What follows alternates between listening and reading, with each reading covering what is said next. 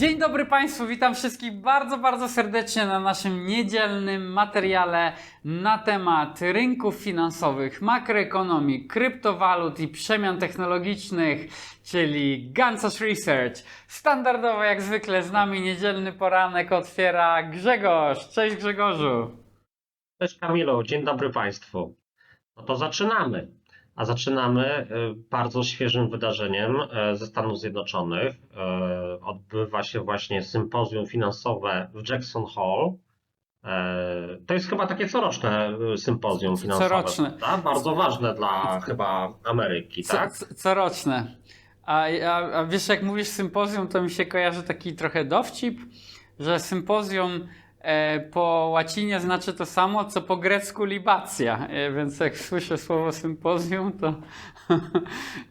to mam takie skojarzenie. Ale nie żeby była jakaś gruba nauka za nami tutaj, także chociaż research dość porządny. Dokładnie. A trzeba dodać, No i- że nagrywamy w piątkowy wieczór, tak już blisko północy, czyli 22 nagrywamy wieczorem. I na tym sympozjum, nie mylić jednak z libacją. libacją, przemawiał Jerome Powell. I no, na te przemówienie na Wall Street wczoraj tam bardzo tak mocno oczekiwano. Tam chyba nawet jakieś spadki na Wall Street było. Obawiano się tego przemówienia. No i powiedz, co szef Fedu postanowił nam przekazać? Oczywiście, żeby przebrnąć przez przemówienie, ja akurat nie oglądałem przemówienia w formie wideo, tylko całe czytałem na Bloombergu, czyli w formie po prostu tekstowej. No to oczywiście standardowo taka narracja, że mamy ten podwójny mandat. No bo tutaj trzeba sobie od razu zaznaczyć, że Bank Centralny Amerykański różni się od wielu innych, od pozostałych banków centralnych, ponieważ ma podwójny mandat, dual mandate.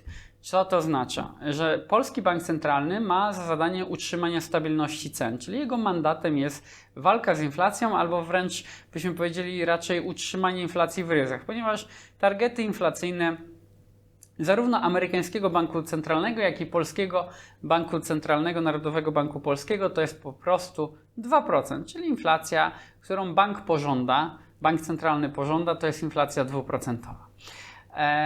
Później ewentualnie możemy sobie powiedzieć, dlaczego akurat tak jest, bo tutaj mógłbym otworzyć duży temat wykładowo, dlaczego chcemy 2% i dlaczego tak bardzo boimy się deflacji w świecie waluty fiducjarnej, bo przecież deflacja to jest spadek ceny, a my jako czy konsumenci, czy osoby oszczędzające chcielibyśmy przecież, żeby ceny spadały, prawda? Bo wtedy odraczając konsumpcję w dłuższym czasie, czyli robiąc tak zwaną trezauryzację pieniądza, która zresztą jest jedną z jego podstawowych funkcji, tylko że w systemie waluty fiducjarnej nieprawidłowo działa, bo ciężko zrobić trezauryzację, jak pieniądz jest psuty w tempie 10-20% rocznie, a dolar amerykański w agregacie M1, czyli w agregacie tego szybko dostępnego pieniądza do 2 dni w systemie bankowym lub też w gotówce, rachunki Avista, jeżeli chodzi o system bankowy, no rosną w tempie 20% rocznie, rok do roku przez ostatnie 10 lat. Tak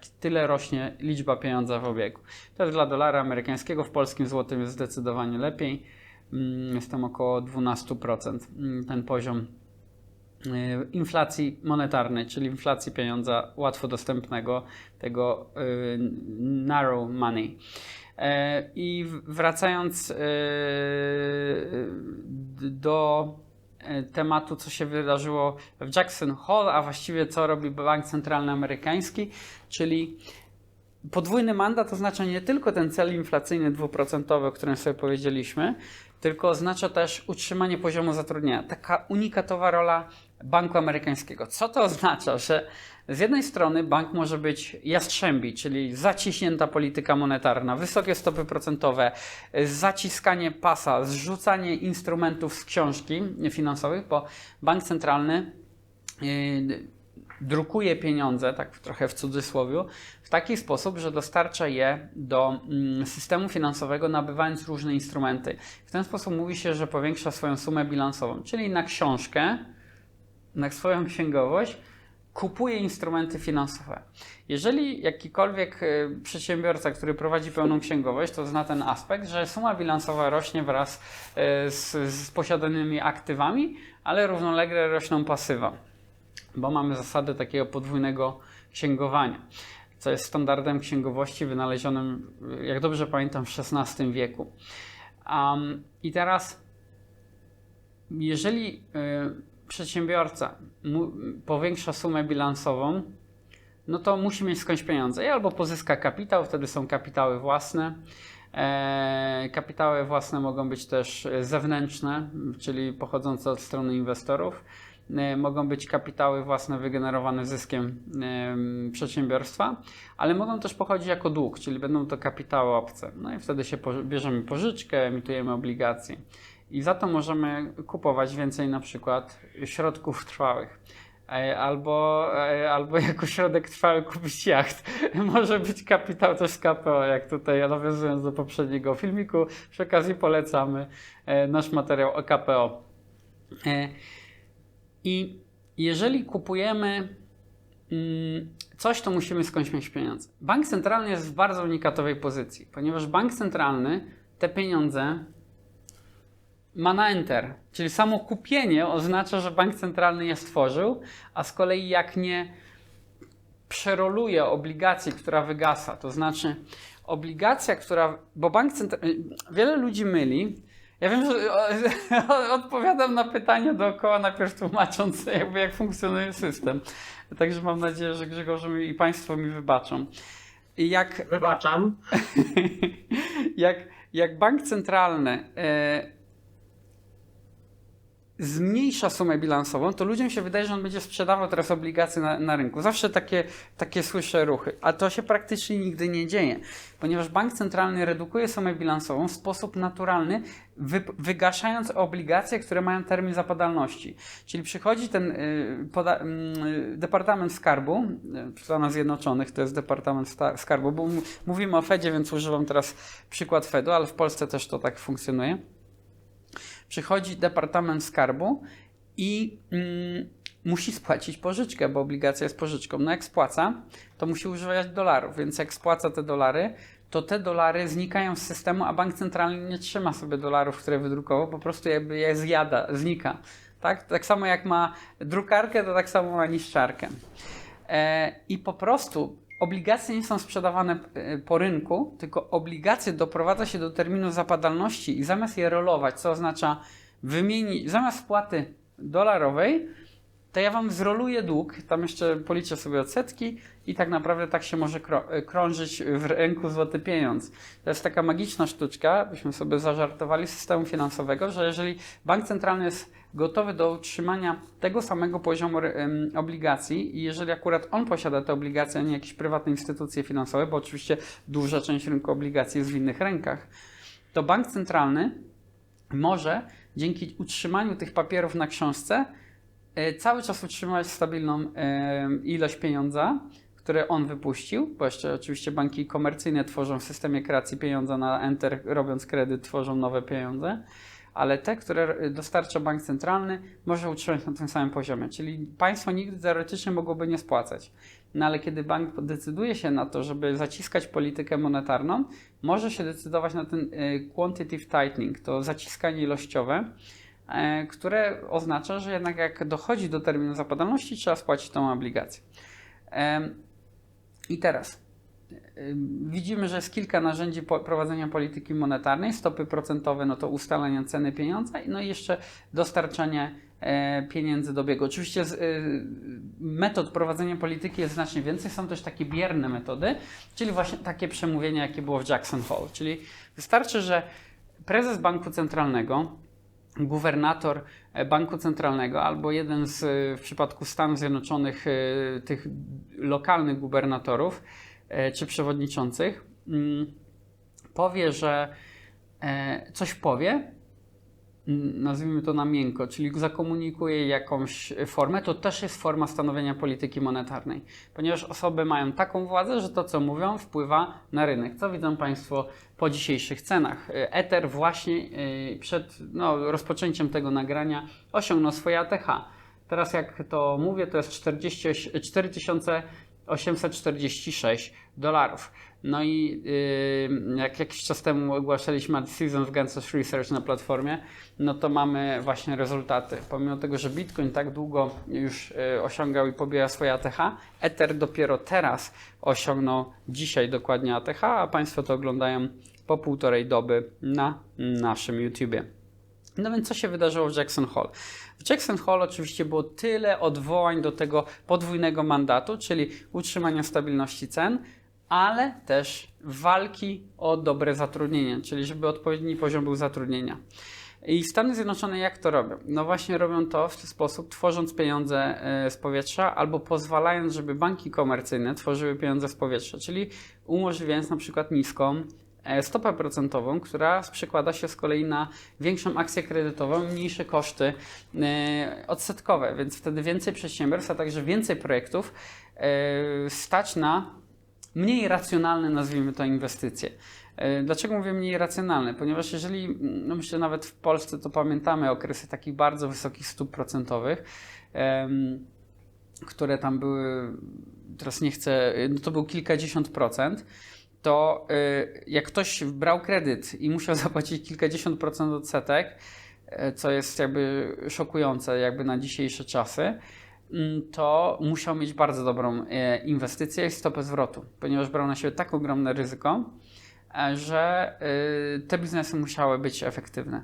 Dzisiaj doszliśmy oczywiście do znacznie większej efektywności gospodarki i często taka marżowość w przedsiębiorstwach nie jest dostępna, ba byśmy powiedzieli, że często jest efektywnie bardzo, bardzo mała, bo jest mniejsza niż koszty odsetkowe, które są dostępne w gospodarce. Teraz aktualnych badań nie pamiętam, ale pamiętam, że wiele lat temu ta efektywność dla sektora wszystkich przedsiębiorstw było na poziomie 2%, a stopy procentowe było zdecydowanie więcej, więc tak naprawdę kredyt czy koszty odsetkowe brały więcej niż efektywnie przeciętne przedsiębiorstwo mogło generować, więc to gdzieś było nieefektywne. To też widzimy, że no jakby taka alokacja była aktywów w przedsiębiorstwach średnio oczywiście mówimy, że tylko banki na tym zarabiały, albo wręcz kosztem przedsiębiorcy czy kosztem konsumenta.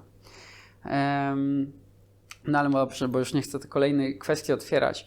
Więc bank centralny cały czas o tym podwójnym mandacie, czy mówimy, Jerome Powell, przepraszam, dokładnie mówi o tym, ale tam już się pojawiały takie przebłyski, że oczywiście no cały czas to ryzyko inflacji, że mamy to core PC, czyli współczynnik tej inflacji bazowej, jeszcze jest na wysokim poziomie, ale tak naprawdę nie tak wcale dalekim do targetu inflacyjnego. I niejako trochę jakiś czas temu Fed się zgodził, tak na miękko, ale w tym przemówieniu też pada, żeby troszkę więcej trzymać target inflacyjny. Aczkolwiek w przemówieniu wracają, że chcieliby jednak długoterminowo mieć jednak podejście i oni to potwierdzają, że targetem inflacyjnym są 2 punkty procentowe. I teraz jeżeli chodzi o nasz target inflacyjny, to odwoływanie się do tak zwanego Core PCE, które jest uwielbiane przez banki centralne, to jest bardzo opóźniona inflacja. To nie jest tak samo jak ceny CPI, Consumer Price Index w Stanach Zjednoczonych, czyli zwykły wskaźnik cen konsumenckich. Zupełnie inaczej on reaguje i to często odwoływanie jest jakąś taką formą, 2,9 Core PCE, tak. I to jest po odrzuceniu parametrów związanych z żywnością i cenami energii. W przypadku Total PCE mamy 2,6. I czy to jest dobry wynik? No widzimy, że jest nadal powyżej targetu inflacyjnego, ale jak sobie sprawdzimy, jaka jest tak zwana trueflation, czyli dane, które w czasie rzeczywistym pokazują współczynnik inflacji dla Stanów Zjednoczonych, to ona dzisiaj jest 2,11 w momencie nagrania, ale jeszcze dosłownie 4 sierpnia wynosiła 1,65, a w kwietniu to było 1,2, a to już było blisko bardzo poziomu deflacyjnego, więc ja nie wiem, czy są aż wcale takie obawy o tą inflację, a jednocześnie to, co się pojawia w przemówieniu, bo to że ja kwestionuję, czy nie zgadzam się do końca z tym, że bank centralny bardzo mocno patrzy na opóźnione dane inflacyjne, czyli Core PCE. Robią to dlatego, żeby mieć trochę dobry argument, dlaczego utrzymują te stopy procentowe. No niestety, brutalnie mówiąc, bo inne parametry, które są, mogłyby już dawno tłumaczyć obcinanie stóp procentowych. Zresztą rynek obligacyjny i krzywa dochodowości wprost to pokazuje, że tylko front krzywej, czyli to, które jest powiązane ze stopami procentowymi, jest tak bardzo blisko, który zawsze jest standardowo blisko stopy referencyjnej ogłaszanej przez Bank Centralny Fedu. To jak sobie spojrzymy na wykres, tutaj sobie właśnie odpalam krzywej dochodowości, to zobaczymy, że 3-letnie obligacje są na poziomie w momencie nagrania 3,64, a front jest utrzymywany na 4,32 rentowności. No i to powinno być tak, że to cały czas idzie do góry, czyli tak bliskie terminy zapadalności, czyli właśnie ten 1 miesiąc jest znacznie poniżej 3-letnich obligacji, no bo tak nawet kształtuje się przebieg ryzyka. Jak przesuwamy się wzdłuż krzywej ryzyka, to powinno oprocentowanie rosnąć tak samo. To jest w naturalnej sytuacji. Ale niestety to zaburzenie przez bank centralny, przetrzymanie tych stóp procentowych jakby znacznie powyżej tego, jak to wycenia rynek obligacji, pokazuje, że no jesteśmy stanowczo za daleko, no bo powinniśmy być na poziomie 3,4, może 3 punkty procentowe, jeżeli chodzi o stopę referencyjną, patrząc zwyczajnie na kształt krzywej dochodowości. Nawet sobie jakby pociągnąć to, no nawet 3,2, 3,4, w zależności jaki byłby kąt nachylenia tej krzywej i on był taki standardowy. No ale bank centralny ma pewien interes, który no nie jest w tym przemówieniu pokazany, żeby tą stopę procentową utrzymywać znacznie wyżej. Moim zdaniem po to, żeby mieć potem pole do reakcji silniejszej w postaci obniżki stóp procentowych i rozpoczęcia do druku. Reakcji na jakieś złe dane. Bo umówmy się, niestety, jeżeli te stopy procentowe były dawno obcinane, czyli obniżane do mniejszych poziomów, w takich bliższych właśnie czasach covidowych, czy czasie po roku 2008, czyli bliskie 0,25 punkta procentowego, to mielibyśmy sytuację, w której reakcja banku centralnego na kryzys jest prawie żadna. Więc jedną taką, bez dokładania takiej lekkiej teorii, może nawet nie teorii spiskowej, ale takiego uważam ukrytego celu, to takim nie do końca, jakby to powiedzieć, takim bardzo schowanym motywem banku centralnego jest po prostu zachowanie zdolności adaptacyjnej i posiadania broni. Czyli krótko mówiąc, jakby wystrzelali, mają 6 naboi, powiedzmy sobie w rewolwerze, jakby się wystrzelali z 4-5, to by mieli 1 nabój i może 1 nabój nie wystarczyłby do obrony rynku. A jak będą trzymać ten 6-strzałowiec załadowany, pamiętajmy, że to jest amerykański bank centralny, to kowboje muszą mieć czym strzelać, to po prostu jest to jedna z metod do tego, żeby to utrzymać. Pomimo prezydent Trump tam naciska, robi jakieś manipulacje, jakieś podejścia, leciutkie i szantaże, jakieś komentarze w stosunku Jeroma Powella. Chciał go pozwać przecież za nieprawidłowe rozporządzanie mieniem w przypadku budowy siedziby czy remontu siedziby Fedu. Więc takie sytuacje niedawno się działy, dość zabawne, kuriozalne, no ale to jest taki styl prowadzenia polityki. No, osiągania tego, co się chce, każdym kosztem, prawda? Teraz nie będziemy tego oceniać, bo się skupiamy na banku centralnym, ale stopy są za wysokie. Ale w przemówieniu pojawia się cały czas obrona tych stóp. No i mówię, to pierwszym powodem jest, żeby mieć te naboje. On o tym nie mówi, ale wiadomo, że o to chodzi. Ale chodzi też o coś jeszcze. to, co ja uważam, że trzeba zrolować cały dług amerykański, właściwie 30 parę procent długu amerykańskiego i muszą mieć narzędzie do dodruku. Już wielokrotnie Jerome Powell wcześniej zarzekał się, że nie można rozpocząć dodruku przy wysokich stopach procentowych. No więc jesteśmy teoretycznie daleko do dodruku. Ale kiedy można rozpocząć dodruk? Kiedy stopy obniżamy do zera i przestają one działać. No bo jakby już nie mamy, dochodzimy do tego tej dolnej granicy efektywności polityki monetarnej, kiedy już stopy procentowe nie mają działania. No wiemy, że w Szwajcarii czy w Unii Europejskiej potrafiły być ujemne stopy procentowe. W Stanach tego nie robią jeszcze, ale no ujemne stopy procentowe są troszkę takie absurdalne, prawda? Więc kończy się możliwość regulacji rynku i ustanawiania cen, czy wpływania na rynek i stymulowania rynku za pomocą stóp procentowych, więc się zaczyna wtedy luzowanie ilościowe, quantitative easing.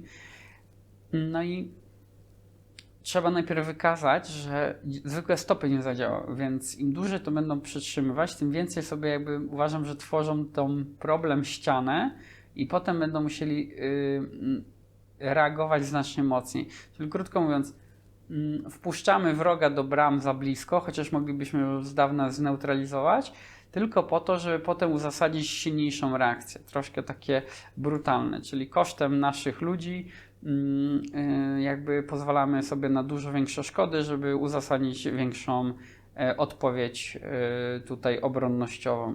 Tak wiadomo, alegorycznie mówię, bo po prostu Fed prowadzi politykę monetarną. Więc to jest trochę taka lekko teoria spiskowa, byśmy powiedzieli, ale związana z tym, jak widać, że dzisiaj są prowadzone finanse, ale oczywiście jest też ten racjonalny argument polegający na tym, że te stopy procentowe są tak mało efektywne, jeżeli by te wszystkie naboje zostały usunięte. Jest jeszcze jeden powód, czyli Jerome Powell był oskarżony wielokrotnie, że za późno zaczął walczyć z inflacją, chociaż inflacja to nie jest wina Jeroma Powella. Oczywiście był ten dodruk, który przełożył się na inflację, to jest bezsprzeczne, ale właśnie walka z COVID-em jest przyczyną inflacji, a niekoniecznie polityka banku centralnego, tak typowo. No ale jakby dostaje się bankowi centralnemu, bo to jest jego zadanie. Nie jest prezydenta żadnego, czy kongresu walka z inflacją, tylko banku centralnego. Skoro już centralnie sterujemy pieniądz, mamy cenę pieniądza centralnie planowaną, to ktoś za to odpowiada, ten co steruje. Przynajmniej oficjalnie. I to jest też powód, że wcześniej za wolno zareagował, więc teraz musi pokazać, że on jest taki walczący z inflacją. Przynajmniej no, taka oficjalna narracja. Ale dochodzimy do tego, co powiedział Jackson Hole, że cały czas uzasadniając te wysokie stopy, powiedział, że rzeczywiście teraz to już jest wysoko, że prawdopodobnie to powinno być 100 punktów niżej. No ja powiedziałem, że według tych 3,20, 3,40, tak?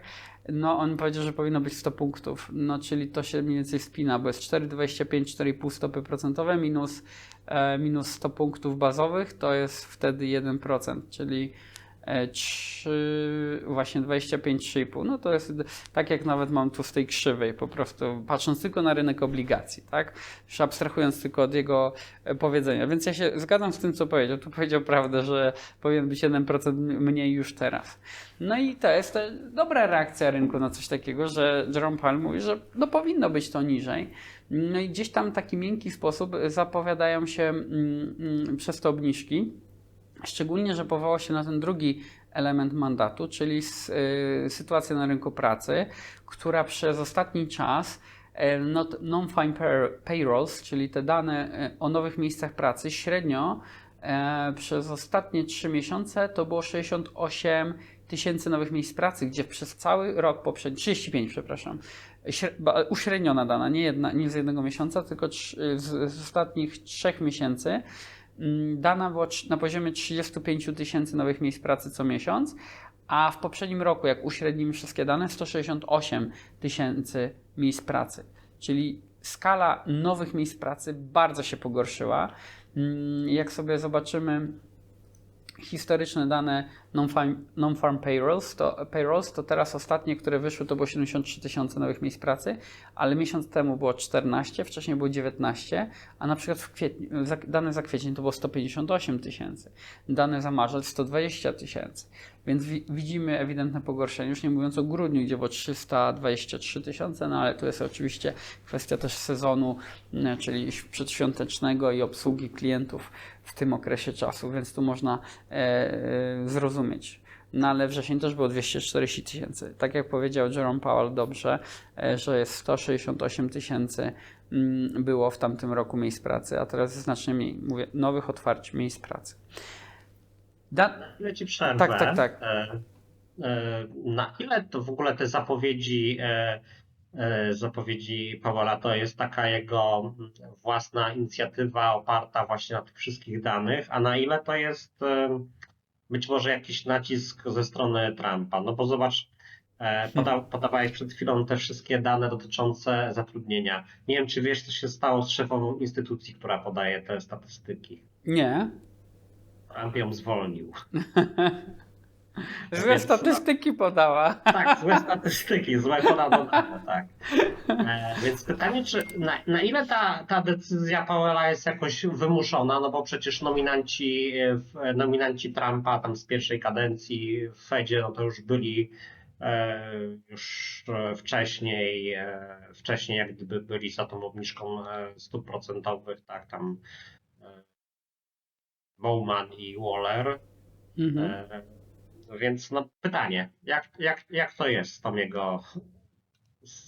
tą jego zapowiedzią? Polityczna czy ekonomiczna to jest? Wiesz co, znaczy ekonomicznie jest jak najbardziej uzasadnione obniżanie stóp procentowych, ale znowu zależy z jakiej ekonomii gramy. No bo jakby stopy są za wysokie o 100 punktów bazowych. Trochę powiedział to w przemówieniu, to na miękko powiedział, bo on przewodniczący Banku Centralnego naprawdę wywołuje, cena Ethera jest na ATH, no to takie rzeczy wywołuje. I inne rynki też do góry, prawda? Bitcoin też na 3,6% do góry, Solana 10% do góry w ostatnie 24 godziny. Więc to ma ogromne przełożenie, co powie, więc zawsze się mówi w miarę ostrożnie. I tak trochę, że czasem trzeba naprawdę się mocno między wierszami wczytać. Ale prawda jest też taka, że jest też drugi ukryty interes. Czyli była niechęć do podnoszenia stóp procentowych, żeby pewne rzeczy rozegrać. Bo trzeba wywołać głębszy kryzys, żeby zastosować rozwiązanie, które jest niestety konieczne. Bo ja to powtarzam, wiadomo, głównie to omawiam dokładnie na Gansash Research albo na jakiś właśnie, nawet mówiłem teraz w czwartek w Bitfoldzie, bo mieliśmy akurat event taki VIP-owy, to jakby nie ma innej drogi niż dodruk pieniądza w tym systemie zadłużenia. Czyli to wszystko jest taką pięknie rozbudowaną, misternie ekonomią, w takim sensie, że to wszystko ma sens ekonomiczny. Wszystko można udowodnić mądrymi modelami. Naprawdę tam są mega mądrzy ludzie. I oni wiedzą, co robią. I to nie jest tak, że oni się czy mylą, czy wiadomo, że nie można wszystkich rzeczy przewidzieć w gospodarce, ale oni doskonale wiedzą, że póki mogą trzymać te stopy, to trzymają, po to, że potem gdzieś to zadusi za bardzo ten rynek. I właśnie to się dzieje dzisiaj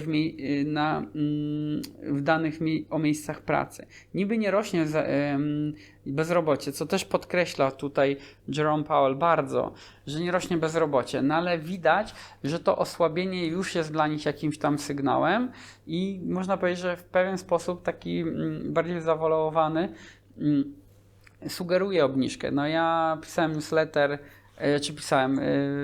pomagałem tutaj dla naszej ekipy do newslettera z danymi moimi wszystkimi komentarzami, to już mówię, ja uważam, że tak jak rynek opcji to wycenia, zresztą tutaj zapraszam Państwa do subskrybowania, bo jest darmowy nasz newsletter, jest bardzo dobrze opracowany, to pokazywałem, że rynek opcji pokazuje możliwość obniżki o 0,5%, czyli 50 punktów bazowych. Ja jestem tak między 25-50, ale też bym się tak skłaniał do mocniejszego ruchu.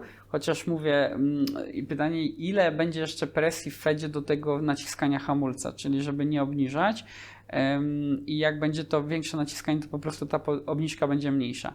I teraz, czy to jest nacisk Trumpa? Może być nacisk Trumpa, ale to jest nierozsądnie wysoko.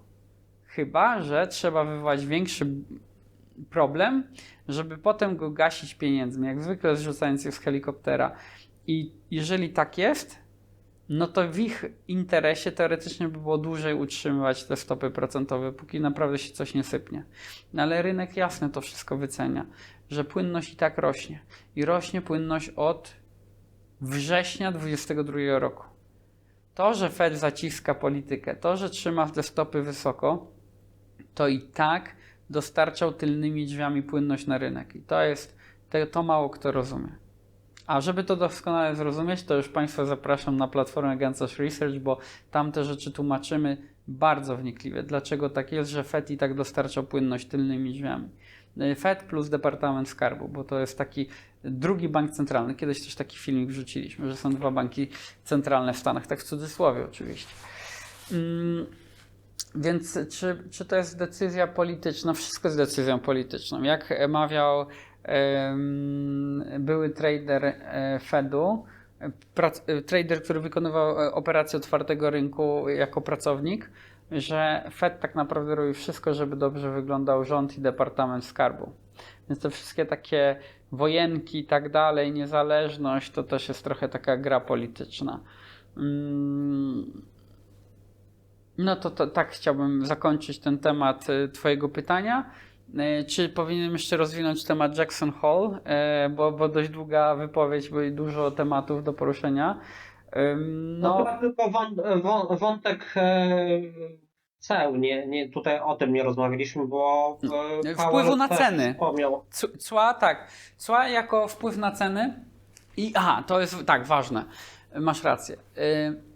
Chodzi o to, że wszyscy mówią, że to wpływa bardzo proinflacyjnie. I rzeczywiście Jerome Powell też o tym powiedział, ale powiedział, że to jest jednorazowe wydarzenie i jednorazowy pik. I tu powiedział prawdę. Aż się zdziwiłem, bo oni wszyscy zawsze się zasłaniają. Znaczy oni po prostu mówią prawdę wtedy, kiedy im jest wygodniej. Tak mi się wydaje. Bo to jest po prostu absurdalne, że jeszcze niedawno była narracja przez cła Trumpa i to, co robi Trump, będzie większa inflacja. A teraz mówi, rzeczywiście cła wywołują większą inflację i w jakiś tam sposób można się tego było bać, czy się boimy, ale widzimy relatywnie stabilność tej inflacji i wtedy zaczyna mówić już totalnie prawdę, jak działają cła, że cła wywołują jednorazową inflację. No bo jeżeli nie zmieniamy ceł z dnia na dzień, z miesiąca na miesiąc, nie podnosimy, już tam wojnę cenową z każdym się tam żeśmy po głowie kijami okładali, i dochodzimy do konsensusu jakiegoś, i zakładając oczywiście, że będzie utrzymany, ale to też nie jest tak, że cały czas prowadzenie tych wojen na wszystkich frontach celnych, wojen czy wojen handlowych dla Trumpa to jest narzędzie tylko prowadzenia polityki. Przez jakiś czas tak, ale potem trzeba robić inne rzeczy. To one mają jednorazowy skutek. I co powiedział Jerome Powell jeszcze tam? Że mają jednorazowy skutek, ale nie zdaje się to wszystko w jednym piku. Nie zdaje się to tylko jeden raz. I też ma rację. Nasz szok mówi normalnie jak jest. Można powiedzieć, że Mariusz Max-Kolonko został w Fedzie po prostu przez chwilę. Znaczy w tym fragmencie, bo może tak reszta jest bardziej ukryta. Czyli wywołanie inflacji przez cła jest jednorazowe, ale rozłożone w czasie, ale to jest jeden impact, który można gdzieś tam skalkulować i potem już nie będzie wpływał tak na cenę, bo ta cena cła się raz podniosła. Reszta będą inne szoki, inne powody. A inflacja też może mieć presję może być duża presja deflacyjna z tego po pierwsze rynku pracy i z zamkniętej imigracji, czyli zmniejsza się popyt, jest mniej miejsc pracy, bo zmniejszył się popyt, ale też nie ma presji na zwiększenie bezrobocia takiej dużej, bo nie ma tych nowych imigrantów, czyli ich nie trzeba obsadzać w miejscach pracy. Więc on też się odwołuje tutaj do takiej tej bardzo silnej polityki migracyjnej, że przez to nie jest to aż takie kryzysowe, ale oczywiście tutaj też próbuję tak załagodzić sprawę, chociaż też się z nim zgadzam, że jak oni zaczną jeszcze drukować, obniżać stopy, to tutaj nie mamy teraz tak szybko kryzysu. Kryzys mamy znacznie później, przesunięty w czasie, wtedy kiedy już ta bańka się uszkodzi, jak się zbuduje i zacznie pękać. Wtedy kiedy się zacznie bezsen na giełdzie, to po jakimś czasie, na przykład 9 miesiącach, będzie poważny problem gospodarczy potem, ale my jeszcze bańkę musimy wyhodować. Więc teraz przeszliśmy, nawet nie przez, ominęliśmy ten kryzys, tylko tak blisko tego kryzysu jechaliśmy przez te stopy procentowe i działanie Departamentu Skarbu, właśnie Fedu, bo Departament Skarbu akurat działał pro utrzymanie, prowzrostowo dla rynków. Więc Fed ewidentnie mocno naciskał na hamulec, ale być może po to, żeby wywołać problem, który będą musieli rozwiązać. No i czy on się teraz materializuje? Właśnie w części danych tak. A zasłaniałem się, mówię, niewłaściwym uważam danym inflacji, no bo mówię, te są bardzo wygodne. Ta inflacja bazowa dłużej utrzymuje swoje tempo, więc no jakby rozumiem, jeżeli chcę coś uzyskać, taki cel, to dlaczego wykorzystuję taki element polityczny. Czyli na sytuację gospodarczą wpływa też ograniczona imigracja, która zmniejsza popyt, ale też właśnie jest mniejsza presja z powodu na to, że są te nowe miejsca, tak mało miejsc pracy, że jest też mniej tych ludzi do obsadzania. Ale no zobaczymy, jak będzie dalej z inflacją, z bezrobociem, wzrostem bezrobocia. Uważam, że też może jednak pójść trochę do góry, co będzie tylko przyspieszać te wszystkie działania właśnie luzowania. Czyli krótko mówiąc, po tych wszystkich większej wypowiedzi bardzo mocno urosły nam szanse na obcięcie stóp procentowych. Rynek opcji wycenia to na 50, ja też bym trochę tak chciał 50, boję się cały czas jeszcze tego, że że tam jest ten ukryty inny interes Fedu i że właśnie to obcięcie może być mniejsze przez to.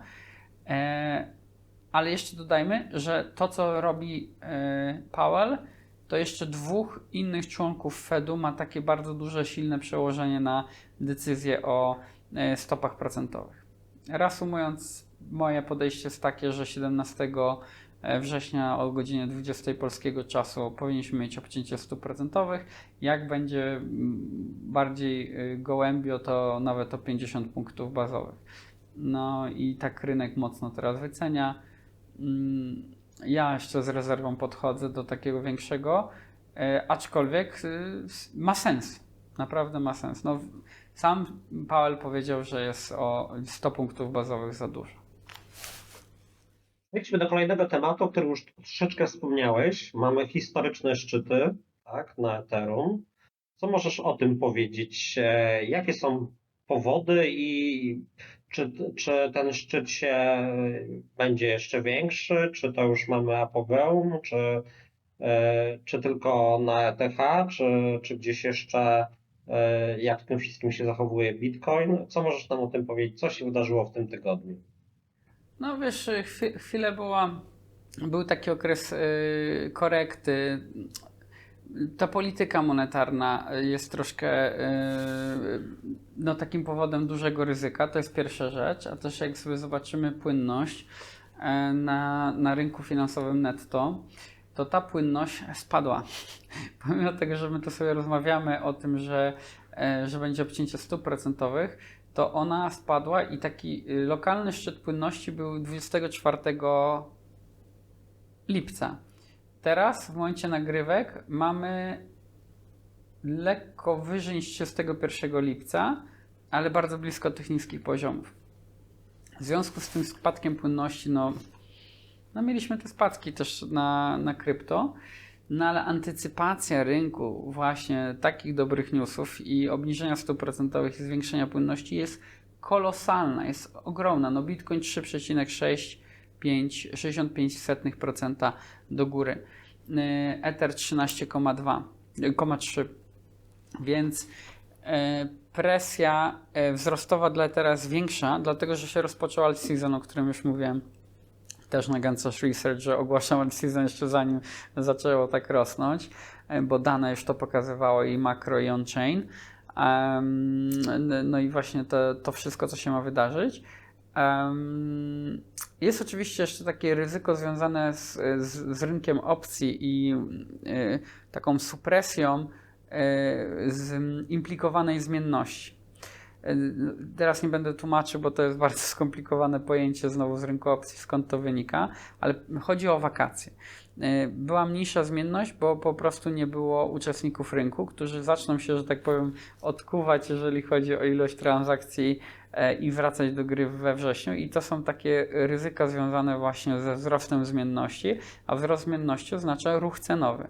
Oczywiście może być do góry, ale zobaczymy, prawda? Więc do 17 jeszcze różne rzeczy się mogą wydarzyć. 17 wygląda bardzo, bardzo optymistycznie, ale Ether po prostu był bardzo niedoceniany. No przecież Bitcoin już dawno pobił swoje ATH, a Ether pobił dzisiaj. Znaczy w momencie nagrywania tego materiału. Więc co możemy powiedzieć? No, Ether ma po prostu dużo do nadrobienia i ma bardzo duże perspektywy, dużo większe wzrosty niż dla Bitcoina, ale przy większym ryzyku, bo to nie jest za darmo. Poza tym Ether zaczyna być bardzo ważnym fundamentem dla całego systemu finansowego, no patrząc na transakcje te z DTCC, czyli te wszystkie obligacyjne transakcje, że wszystko zacznie być na blockchainie. Stablecoiny są między innymi na Etherze, oczywiście są też na Solanie. Solana ma 9,53% dzisiaj do góry. Więc kryptowaluty, które budują rynek smart kontraktów, te layer 1, no będą się dobrze zachowywać. Bitcoin był beneficjentem od dawna całości tego ruchu, będzie nadal beneficjentem, ale też przyszła pora trochę na alty, ale nie mówię, że na wszystkie alty. Ja nie jestem taki byczy do różnych dzikich projektów, ale no też wiemy, że memcoiny potrafią w takim okoliczności rosnąć. Zasada jest bardzo prosta. Przesuwanie się w głąb krzywej ryzyka. Najpierw jest Bitcoin, potem jest Ether, potem są jakieś inne alty i potem jedziemy dalej. I potem będą rosnąć jakieś memcoiny, NFT-ki, inne szaleństwa. Więc no, ja oczywiście nie podejmuję się tego, żeby się super pozytywnie wypowiadać o tych różnych dzikich projektach. Mamy 19,9 miliona różnych kryptowalut. No to jest absurdalna sytuacja, ale tak działa ten rynek i wiadomo, no, ludzie szukają szczęścia i szybkiego zarobku.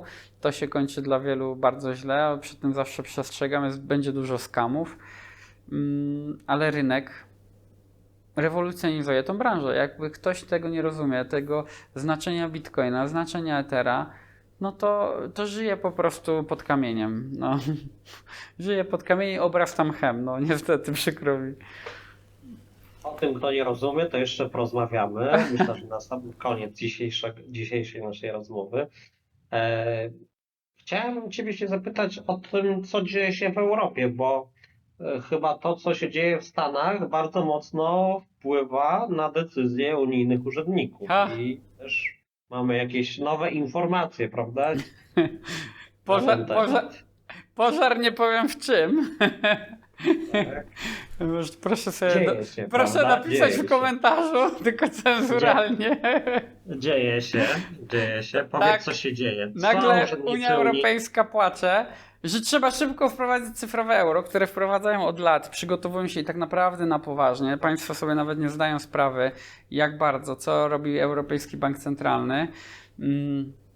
Bo bank centralny to no, bardzo mocno tworzy infrastrukturę pod kryptowalutę, czy pod walutę CBDC, Central Bank Digital Currency, i to są bardzo zaawansowane prace. Bardzo mocno się wzorują na chińskim modelu niestety, bo nawet teraz w artykułach, no, ostatnio Financial Times dokładnie podał to, ale nagle się Unia zaczęła zastanawiać, może nie zrobimy tego na prywatnym blockchainie, tylko powinniśmy to zrobić na Ethereum bądź na Solanie. No skąd wzrosty, pytasz? No właśnie, skąd, bo zaraz będzie euro zamiast gotówki będzie na Ethereum, prawda? Przykładowo, nie mówię, że na pewno, tak, żeby tu była jasność. Więc dochodzimy do ciekawej sytuacji, że mamy rynek europejski. No i Unia mówi tak, no nie możemy bazować na tym, że to, co się dzieje, jak przyspieszyło w Stanach Zjednoczonych, to my już zostajemy tylko z nakrętkami na butelki, które się nie odrywają. Czy tak nie powiedzieli, że nic unijni, ale parafrazując ich, że jesteśmy w punkcie braku po prostu rozwoju technologicznego i nie będzie konkurencyjności. Po prostu nie będzie konkurencyjności. I teraz to może przyspieszmy cyfrowe euro. Tylko zobaczmy, Stany Zjednoczone stworzyły mechanizm, gdzie zbudowano kryptodolara podstawę utrzymania supremacji i potęgi zielonej waluty jako waluty rezerwowej, a Unia w to, jak zwykle po swojemu chce, zamiast wyemitować swoje stablecoiny, wyemitować obligacje nawet krajów takich poważniejszych, Niemiec, Francji,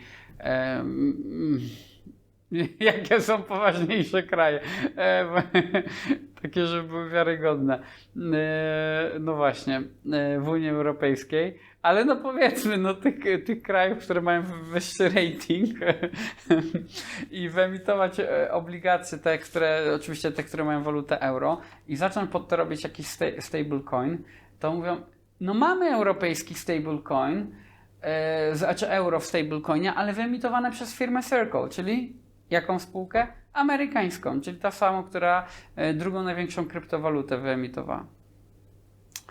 No i z tym mają problem. To zamiast powiedzieć, to dajmy prywatnym firmom licencję Glade na to, żeby wyemitowały stablecoina, to ja znam firmę z Łodzi, która mogłaby Unii pomóc, ale nie, bo Mika w Polsce nie obowiązuje, przecież się nie da. Także, no właśnie, no żyjemy w kraju, ale też w systemie prawnym takim, że no w Polsce w ogóle nie da się nic zrobić, bo nie ma regulatora z mocy ustawy, a ustawa czy rozporządzenie Unii Europejskiej Mika wymaga regulacji i rynek jest w zamrażarce, prawda? No więc no Unia niestety tworzy niesamowite problemy, a Stany po prostu działają na podpis prezydenta Trumpa teraz trochę. No i to jest przewaga. Stany są startupem, a Unia Europejska jest przerośniętą starą korporacją skostniałą.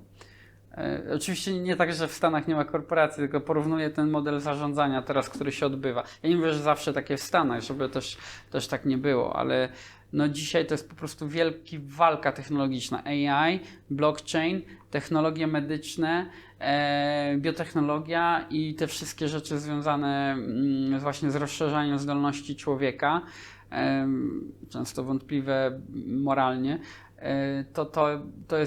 to jest duży wyścig teraz technologiczny. Plus do tego jeszcze roboty, technologie kosmiczne i militarne, tak? No i telekomunikacja. No i co? Jakby oni się teraz budzą i chcą to zrobić za pomocą państwowego pieniądza banku centralnego. Dlaczego? No bo ten projekt trwa od lat, te badania, przecież to jest wiadomo, że to jest ten trend. Stany Zjednoczone trochę pozmieniały stolik przez chwilę. Tu niby zakazują CBDC, chociaż ja bym nie był taki wcale optymistycznie podchodzący, że Stany Zjednoczone są takie kochane i że to CBDC nie będzie w przyszłości. Po prostu teraz się to nie opłaca dla Stanów Zjednoczonych, szczególnie właśnie w kontekście, że inne kraje myślą mocno o CBDC. Ale mówię, przykuwające uwagę było to, że nagle przez to, co zrobiło Genius Act i właśnie znaczenie stablecoinów w Stanach Zjednoczonych, że Unia Europejska powiedziała, no to może rozważmy publiczny blockchain. Ale publiczny blockchain do pieniądza banku centralnego. A Amerykanie robią, prywatne instytucje różne mogą emitować pieniądz, ale muszą skupować amerykańskie obligacje, więc i tak mają nad tym kontrolę, plus musi być pokrycie, a jeszcze gwarantują sobie popyt na obligacje. No to jest inny mental. Po prostu skala inżynierii finansowej w Stanach Zjednoczonych jest niesamowita, a u nas jest taka próba, jak tu opakować komunizm w cyfrowe dobra. No. Chyba to jest dobre podsumowanie tego. Świetne podsumowanie. wróćmy do tego, o czym już troszeczkę wspomniałem, że powiemy o osobie, która, no, delikatnie mówiąc, nie wierzyła w krypto, nie wierzyła w Bitcoina, tak? Kenneth Rogoff to nazwisko, które no, w świecie ekonomii dość jest znane, bo to jest były główny ekonomista Międzynarodowego Funduszu Walutowego, profesor Harvardu. Takie. No i on taki dał wpis na Twitterze, tak? W którym jak gdyby troszeczkę próbuje przepraszać, tak? Ale nie do końca. Ale nie do końca, prawda? Bo on w 2018 roku powiedział, że Bitcoin szybciej spadnie do $100 niż urośnie do 100 000. No i co on takiego powiedział? I powiedz, w ogóle jaka jest filozofia jego myślenia o krypto, która być może jakoś w świecie właśnie naukowym i tych niedowiarków też przebrzmiewa bardzo mocno. Nie wiem, czy to jest w świecie naukowym, czy w świecie płacimy ci za poglądy. Brutalnie. Rozumiem. Rozumiem. Brutalnie, bo każdy, kto jest ekonomistą i przez chwilę tylko pozbędzie się tego, że jakby to powiedzieć, żeby chce za wszelką cenę utrzymać supremację jakiejś tam instytucji, którym jest albo związany finansowo, albo związany po prostu emocjonalnie. No bo ja rozumiem, że osoby, no powiedzmy, nie wiem, 20 lat starsze ode mnie, no jakby nie chciałyby, żeby, nie wiem, znaczenie obligacji się zmniejszyło albo coś takiego. Zwyczajnie, bo po prostu przez ostatnie 35 lat do roku 2020 była wielka hossa na obligacjach, więc oni zarabiali swoje całe majątki, zarządzając w instytucjach finansowych właśnie tym rynkiem. No i teraz mamy powiedzieć, że jest jakaś kryptowaluta, w którą nie weszli. Ja pochodzę z klasycznych finansów, 100%. Ja jestem w 25-30% ukształtowany przez tamte instytucje. Znaczy, nie mówię, że obligacyjne, ale przez instytucje klasyczne finansowe. Ja mam jakieś tam swoje bardzo takie podejście i ja strasznie mam dużą empatię do tych wszystkich ludzi, co w instytucjach krzyczą na krypto. Bo ja jestem z tamtego świata.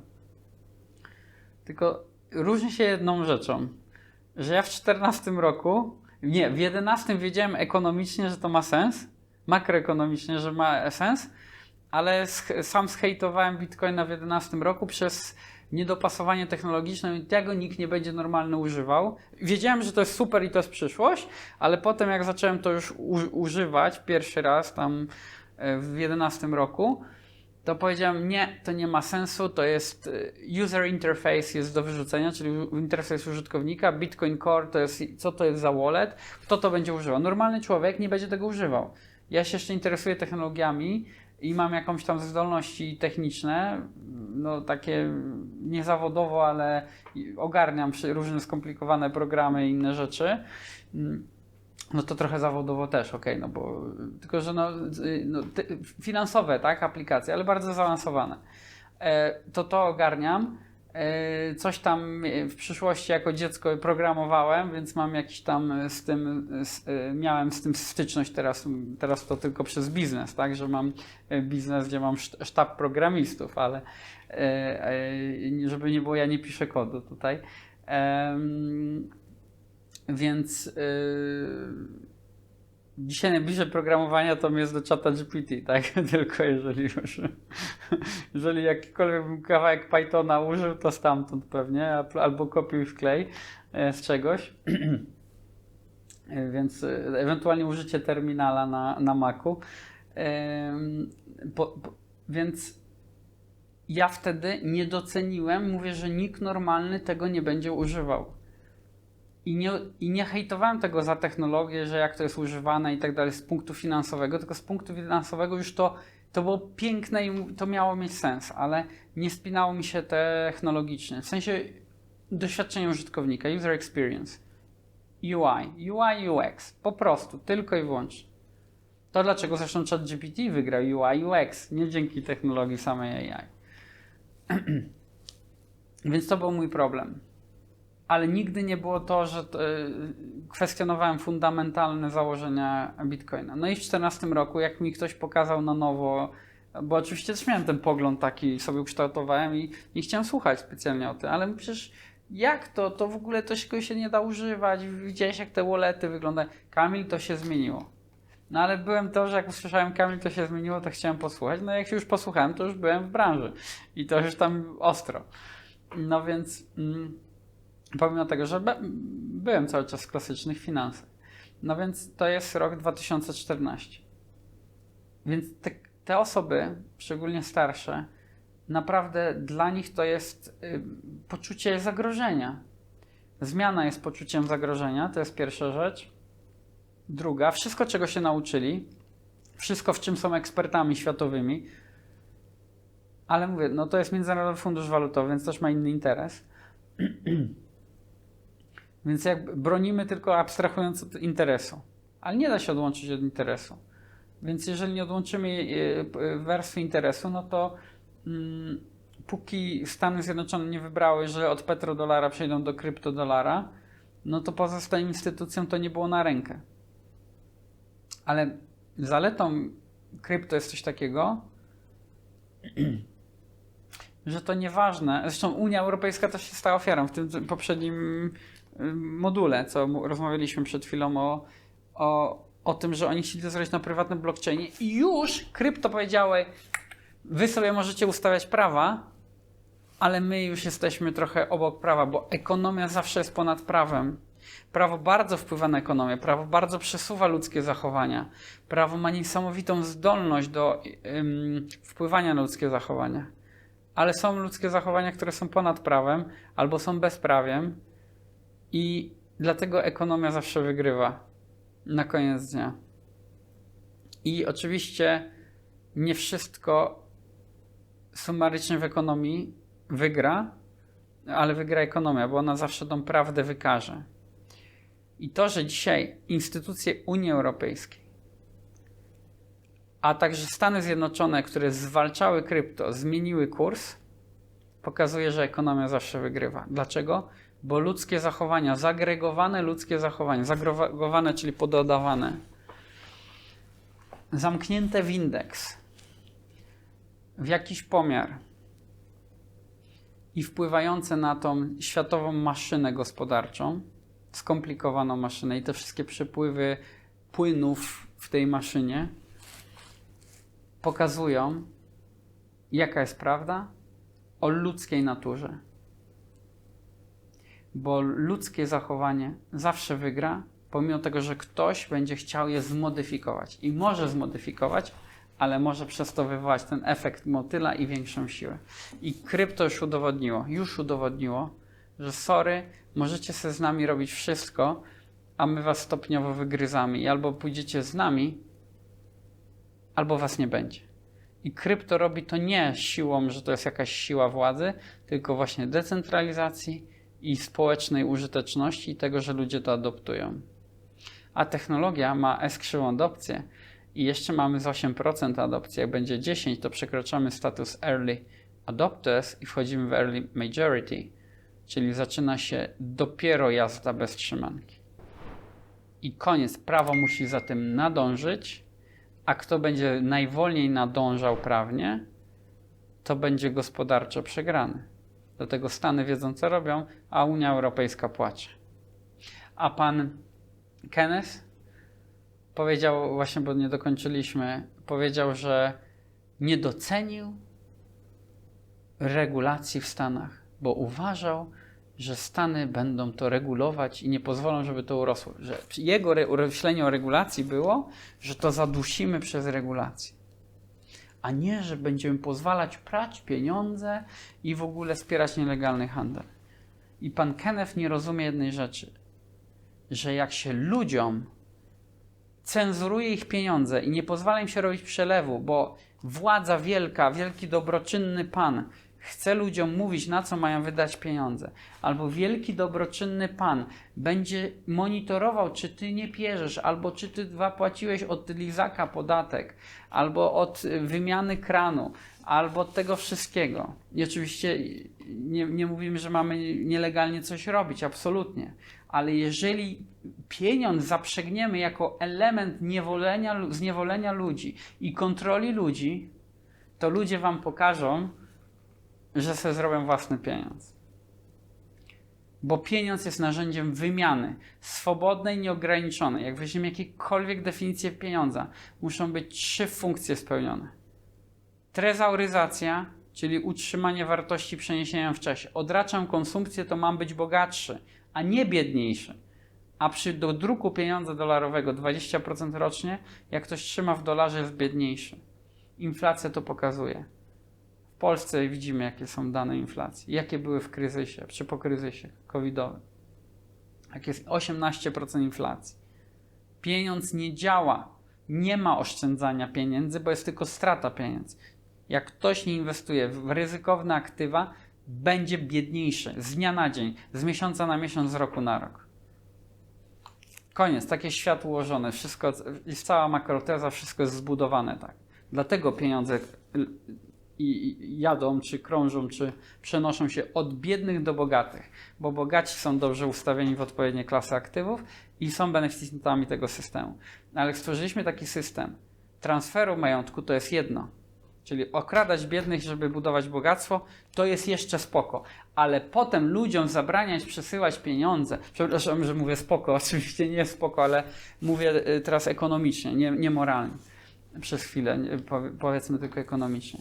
Ale jak ludziom zaczęli cenzurować i każdy ma problem, żeby wydać pieniądze, zapłacić za coś i ktoś go sprawdza, a dlaczego pan chce tyle wypłacić w banku, a dlaczego pan chce wpłacić, albo może pan wypłacić 200 zł czy 800 zł, a nie więcej i z bankomatu, przecież to w Polsce też widzimy.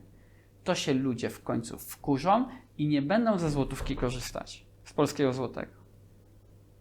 I ludzie wybierają takie aktywa. I dlatego rynek, szary rynek tak zwany, czyli taki rynek wtórny zegarków, zaczyna działać na USDC, USDT. Na USDT głównie. Dla luksusowych zegarków. Dlatego różne luksusowe rzeczy się za to kupuje. Dlatego się za to już kupuje złoto. Ludzie zaczynają robić transakcje poza systemem. Nie w gotówce poza systemem, tylko poza gotówką poza systemem. I tak samo przewożą pieniądze za granicę. Przewieźmy pieniądze za granicę. No to albo popełniamy przestępstwo jakieś skarbowe, albo raportujemy 10 tysięcy euro na granicy, w niektórych krajach 10 tysięcy dolarów, w innych krajach jeszcze mniej, w zależności od kraju. Musimy to zaraportować. Przewóz dewiz, złota i tak dalej. Złoto tak samo jest liczone. A jak przewozimy krypto? Nie musimy ich przewozić, wyślemy. Jakby ludzie zrozumieli, że ludzkość stworzyła lepszy pieniądz, niezależny od tego wszystkiego, to by zrozumiała, dlaczego trzeba być w kryptowalutach. I by zrozumiała, dlaczego ten profesor tak bardzo się myli. I nie, że chodzi o pranie pieniędzy. Ja wiem, że pokazałem przykład, że przewozimy bez wiedzy kogoś. Ale dlaczego ktoś ma wiedzieć? Przestępcy powinni być szukani przez policję, przez służby, a nie przez pieniądze. Bo jeżeli walczymy z przestępstwami, że każdy jest potencjalnie przestępcą i monitorujemy ich transakcje, to jest pewien wyłom w gospodarce i wyłom w ekonomii. A jak my zrobiliśmy wyłom w ekonomii jako aparat władzy, w sensie ludzie zrobili, tak? Czy ludzkość sobie zrobiła to ludzkość, ta na dole, zrobi sobie ruch, który ekonomicznie zbuduje ich własną niezależność. Więc kryptowaluty musiały powstać, Bitcoin musiał powstać, a potem jak już powstał, czyli były technologicznie możliwości do tego, to musiały pokonać i przejąć rządy, że rządy zaczęły to promować. Bo oni tylko tak utrzymają władzę i system finansowy w ryzach. Jeżeli będą zbudowane, to wszystko będzie na kryptowalutach. I to jest chyba najważniejsza dzisiaj lekcja z tego. I moi drodzy Państwo, jeżeli Państwo nie mają kryptowalut, to się trzeba na ten temat zacząć uczyć, bo świat odjeżdża. Unii właśnie odjechał wagonik.